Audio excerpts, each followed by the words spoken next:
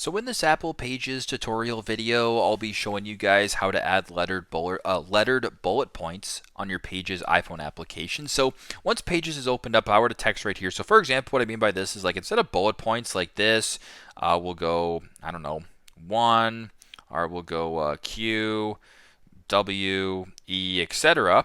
We'll just do QWERTY while we're at it, the first bunch of letters here. Those are just dash bullet points. Now, if you want to change that to like letters, simply go ahead here and type, when you have this bar open up, go to the bullet point option, then just scroll down to where it says lettered and press that. So now it's going to be A. So we're going to go ahead and do QWERTY again. It's going to now go to, A, B, C, D, E, F, G, H, I, J, K, etc. You guys get the alphabet here. So pretty simple, pretty straightforward. That's how to add lettered bullet points on the Pages iPhone application. Thanks again for watching, and I hope this video helps.